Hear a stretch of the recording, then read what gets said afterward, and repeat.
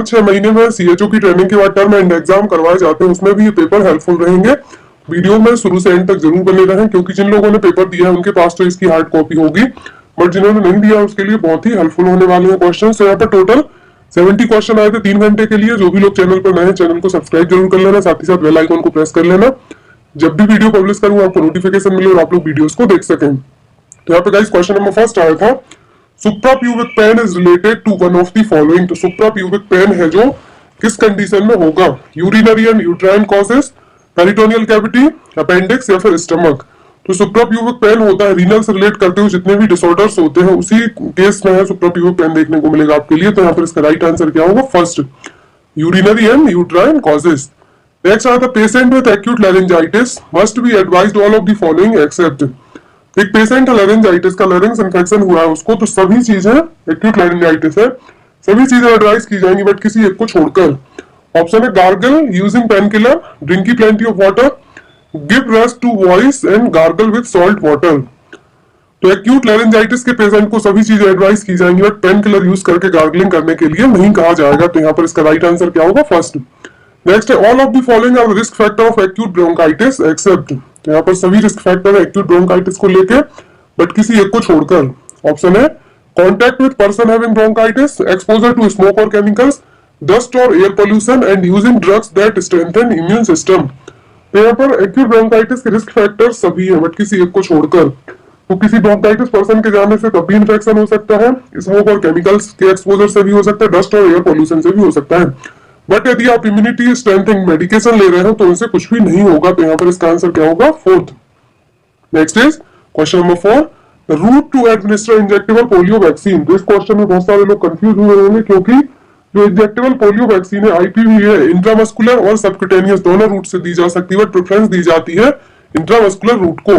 तो यहाँ पर दोनों रूट से वैक्सीन दी जाती है, सबक्यूटेनियस से भी और इंट्रामस्कुलर से भी। आईपीवी वैक्सीन है जो, बट मोस्टली रूट यूज किया जाता है वो क्या है? Intramuscular. Next is, if a patient in community comes to you with an acute asthmatic attack, which among the following is given as emergency treatment? तो acute asthmatic attack के patient को एक इमरजेंसी ट्रीटमेंट आपको देना है, तो आप उनको कॉर्टिकोस्टेरॉइड्स मेडिसिन दे सकते हैं। ऑप्शन में आया था बीटामेथासोन, एड्रेनालिन 1/1000, हाइड्रोकॉर्टिसोन या फिर एड्रेनालिन 1/10। तो एक्यूट एस्थमेटिक अटैक का पेशेंट है तो उसके लिए जो इमरजेंसी ट्रीटमेंट दे सकते हैं वो है hydrocortisone. Next is, a patient with laryngectomy has come to your center for a follow-up. Your priority intervention will be, एक पेशेंट आया है laryngectomy का, सेंटर पे आया फॉलोअप के लिए, आफ्टर laryngectomy प्रोसीजर के बाद फॉलोअप करवाना है। फर्स्ट प्रायोरिटी आपकी क्या होगी? Establish mean of communication, monitor harshness of voice, keep trachea free of secretion and monitor sign of infection. जो laryngectomy के पेशेंट होते हैं उनमें फर्स्ट प्रायोरिटी होती है कि जो ट्रैकिया है, पूरा रूट है, उसको क्या रखा जाए? वेट ना रखा जाए, ड्राई रखा जाए। तो यहाँ पर इसका आंसर क्या होगा? Keep trachea free of secretion, किसी भी तरीके का सीक्रेशन ना हो रहा हो।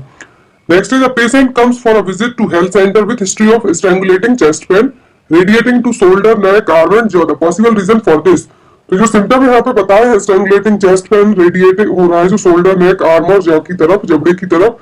तो किसके सिम्टम? ऑप्शन है आए थे gastroesophageal pain, pulmonary embolism, pneumonia और एक्यूट मायोकार्डियल इंफार्क्शन। तो यहाँ पर जो सिम्टम बताए गए हैं सभी किसके हैं?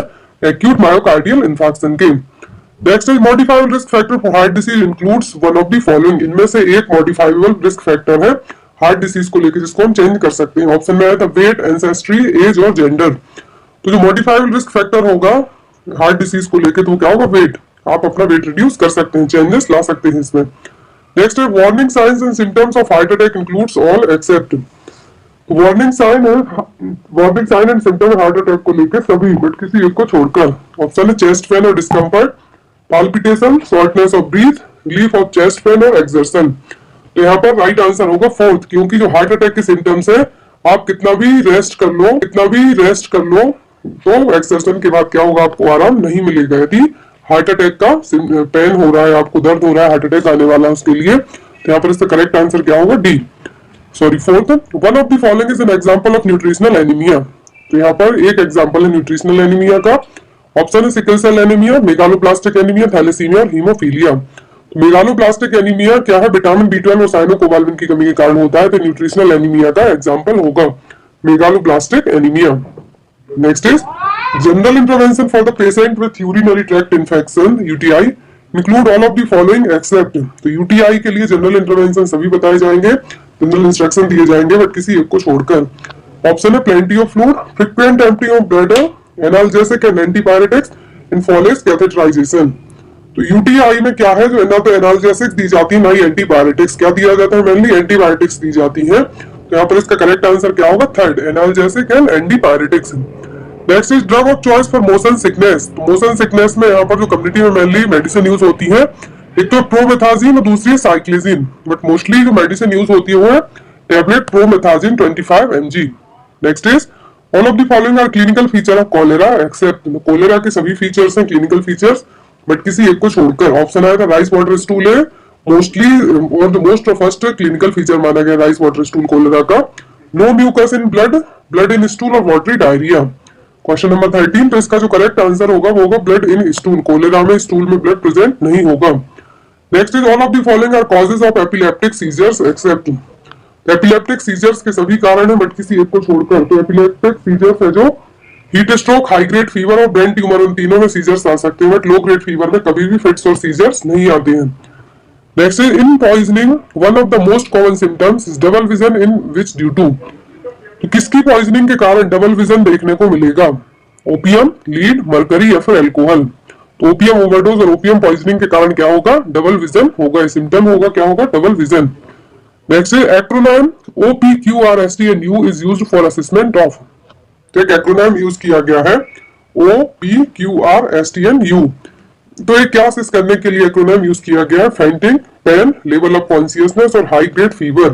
तो एक्रोनिम यहाँ पे यूज किया गया है, पेन के लिए किया गया है, तो यहाँ पर इसका राइट आंसर क्या होगा, सेकंड, पेन। और यहाँ पर जो OPQRSTNU है, तो इसका मतलब होगा, O का मतलब होगा onset of pain, P represent the provokes and Q represent the quality of pain, R is radiates की किस तरीके से रेडिएट्स हो रहा है, फैल रहा है, S इंडिकेट द साइट, किस साइट पर हो रहा है, और T इंडिकेट द टाइमिंग। तो इस तरीके से क्या हो रहा है, यहाँ पर एक्रोनिम यूज किया गया है पेन के लिए, असेसमेंट के लिए, क्या, OPQRSTNU। Next is during dehydration if you offer water to a child and she or he reach to cup and spoon, it indicates one of the following sign. Dehydration में यदि आप बच्चे के लिए वाटर ऑफर कर रहे हैं पीने के लिए, तो बहुत ही फास्ट कप के और स्पून के पास पहुंचेगा पीने के लिए, तो क्या साइन होगा, drinking poorly, drinking eagerly, not able to drink और ड्रिंकिंग टू मच क्वांटिटी। इस केस में बच्चा क्या करेगा, डिहाइड्रेशन के केस में बहुत ज्यादा पानी पी लेगा। तो यहाँ पर आंसर क्या होगा, fourth, drinking too much quantity. Next is for storage of vaccine eight PHC। PHC में जो वैक्सीन का स्टोर किया जाना है, so the temperature of ice line refrigerator should be. तो ILR का टेम्परेचर कितना होगा PHC में वैक्सीन स्टोरेज के लिए, तो होता है +2 degree Celsius to +8 degree Celsius. याद रखना है आपको, एग्जाम में आपको आ सकता है, अदर एग्जाम में भी, कि PHC लेवल पर यदि वैक्सीन को स्टोर किया जाना है तो आइसलाइन रेफ्रिजरेटर का टेम्परेचर क्या होगा, +2 degree Celsius to +8 degree Celsius. Next is placenta is said to be return when it is not expelled within. Return placenta कब कहा जाएगा, यदि वो कितने टाइम के अंदर बाहर कहा है। ऑप्शन है 15 मिनट, 30 मिनट, 45 मिनट और 60 मिनट। तो आफ्टर बेबी एक्सपेल आउट होने के विद इन 30 मिनट में प्लेसेंटा क्या हो जाता है, एक्सपेल हो जाता है, बाहर आ जाता है। बट यदि ऐसा नहीं होता तो क्या कहलाता है, return placenta. So is the right answer, second, 30 minutes. Next is the first drug of choice for treatment of roundworm. तो राउंडवॉर्म इन्फेक्शन के लिए फर्स्ट मेडिसिन कौन सी यूज की जाती है, तो इसका राइट आंसर होगा एल्बेंडाजोल। एल्बेंडाजोल है जो फर्स्ट मेडिसिन है, फर्स्ट ड्रग ऑफ चॉइस है राउंडवॉर्म ट्रीटमेंट के लिए। Next is uterus reach the level of umbilicus at. तो प्रेगनेंसी में यूट्रस है जो अम्ब्लाइकस तक कब पहुंच जाएगी, 13th week of gestation, 28th week of gestation, 20th week of gestation, 24th week of gestation. तो यहाँ पर इसका करेक्ट आंसर होगा 20th week of gestation. 20 week के अंदर है जो जनरली क्या हो जाती है, 20 से 22 वीक में यूट्रस है जो कहां तक पहुंच जाती है, अम्ब्लाइकस तक। तो यहाँ पर इसका करेक्ट आंसर क्या होगा, 20th week of gestation. Next is total weight gain during pregnancy should be. तो जो एक्यूरेट और अप्रोक्सीमेट वेट माना गया है प्रेगनेंसी में बढ़ने के लिए वो क्या है, 11 kg, 11 किलो।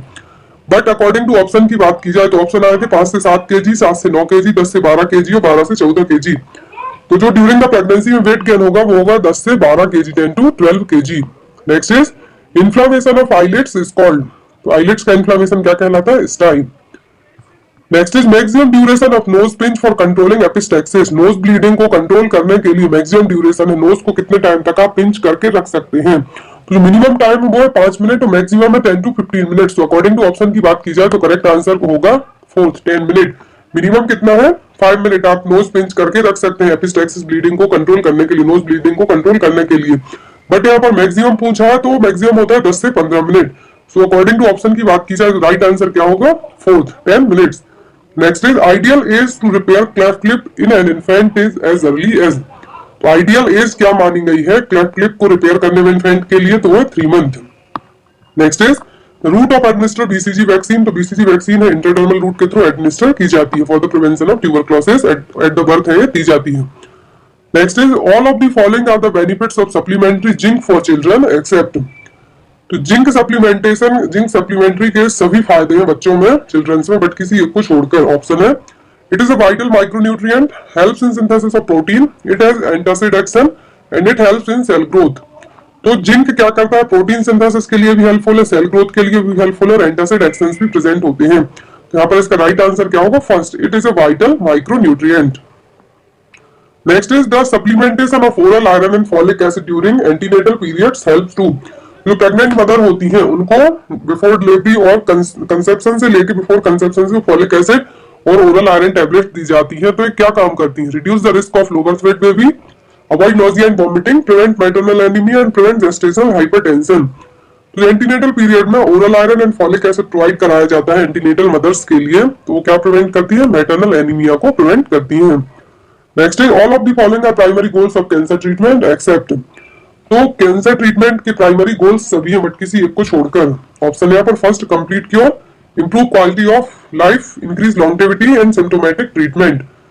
तो यहाँ पर कैंसर ट्रीटमेंट के गोल तो सभी हैं बट किसी एक को छोड़कर। तो इसका जो राइट आंसर होगा वो होगा फोर्थ, सिम्टोमेटिक ट्रीटमेंट।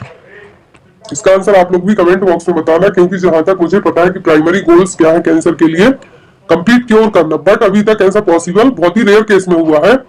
दूसरा improve quality of life, third increase longevity, मतलब कि आप लॉन्ग टाइम तक जिंदा रह सकते हैं यदि आपका ट्रीटमेंट चलता है तो। Next is condition in which there is obstruction in the flow of cerebrospinal fluid to brain is called.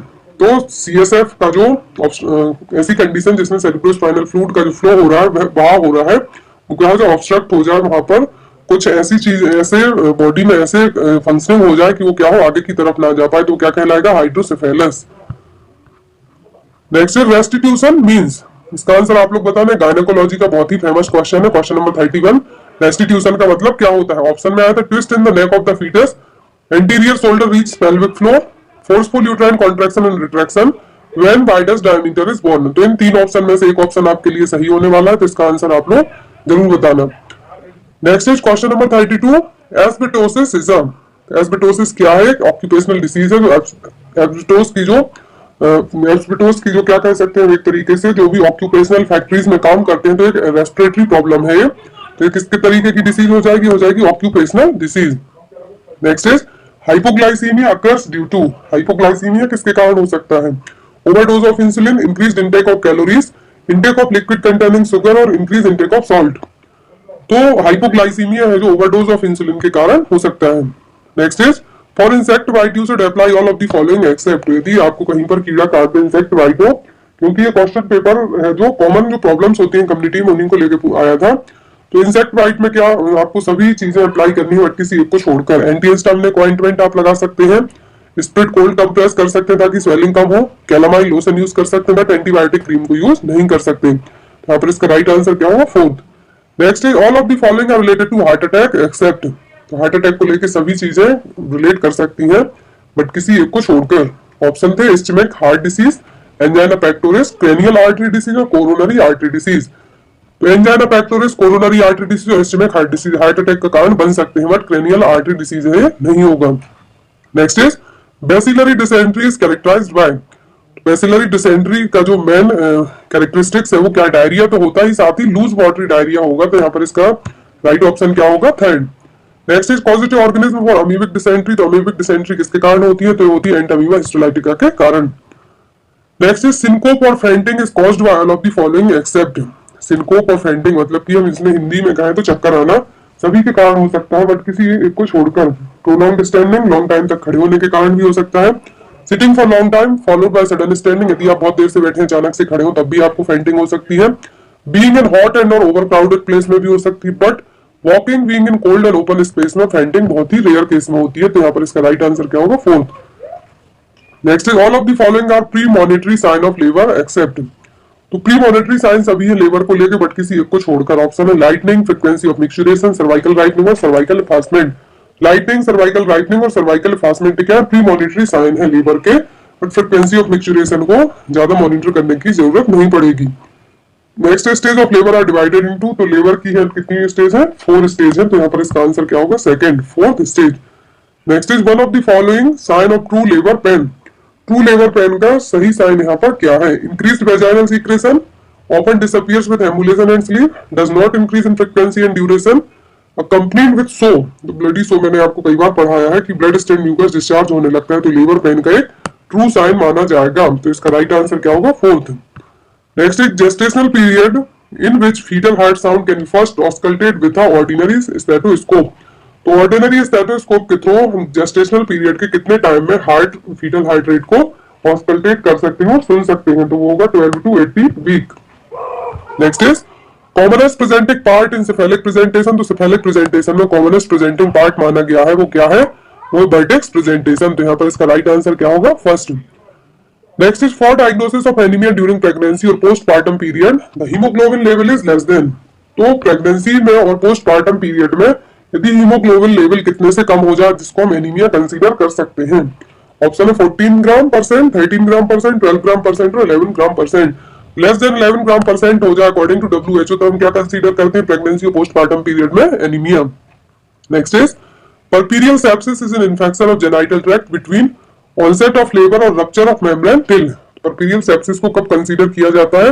परपीरियल period आपको पता होना चाहिए, तो कितना होता है? 42 डेज आफ्टर डिलीवरी और अबॉर्शन के बाद का 42वें दिन तक का पीरियड है जो क्या कहलाता है? परपीरियल पीरियड। यदि इसमें कोई प्रॉब्लम हुई है तो यहाँ पर क्या हुआ? परपीरियल sepsis. Next is the number of visits that a health worker should make during postpartum period to a mother include. Postpartum period में जो हेल्थ वर्कर है उनको कितनी विजिट करनी चाहिए? Total 4। Next is one among the following is correct regarding absorption of iron supplementation. तो iron supplementation आप ले रहे हैं, आयरन सप्लीमेंट्स ले रहे हैं, तो सही पॉइंट क्या होगा आयरन एब्जॉर्प्शन के लिए कि सही तरीके से आयरन एब्जॉर्ब होगा? ऑप्शन है taking it along with milk, taking it along with water, taking it after having food और taking it along with lemon juice.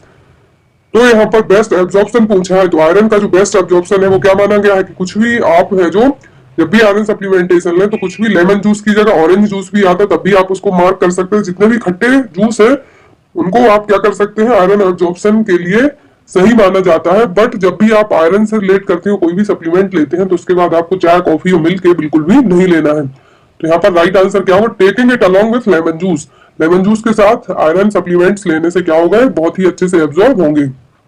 Next is secondary dysmenorrhea is caused by all except secondary dysmenorrhea की condition